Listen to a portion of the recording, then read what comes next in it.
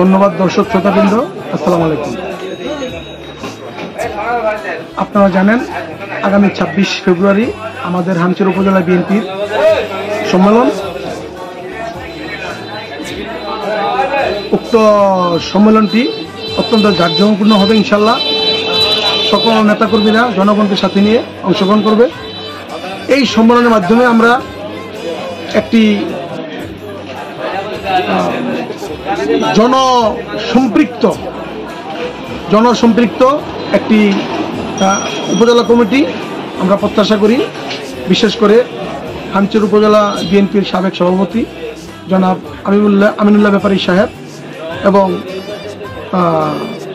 সাবেক সাধারণ সম্পাদক জননেতা মাজারুল ইসলাম শফিক সাহেব, তাদের অক্লান্ত পরিশ্রমে আমাদের উপজেলা বিএনপির যে টিম, তারা সবাই মন প্রাণ দিয়ে বিগত 17 বছর যাবৎ স্বৈরাচার সরকারের বিরুদ্ধে আন্দোলন করেছে।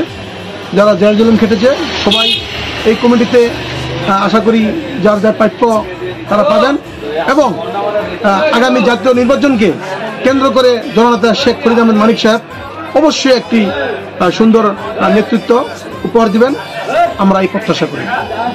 আগামী জাতীয় নির্বাচন অত্যন্ত চ্যালেঞ্জিং হবে, এটা আমাদের দেশ নায়ক তারেক রহমান সাহেব বলেছেন। এটা কিন্তু আমরাও উপলব্ধি করি। দোসর দেশ থেকে চলে গেছে, কিন্তু বিএনপিকে টার্গেট করে অনেক রাজনৈতিক দল অনেক ফন্দিদিগিরি করছে, কিন্তু আমরা সমস্ত চ্যালেঞ্জ গ্রহণ করে জনগণের মন জয় করে ইনশাল্লাহ আগামী জাতীয় নির্বাচনে আমরা বিজয়ী হব এবং সরকার গঠন করব।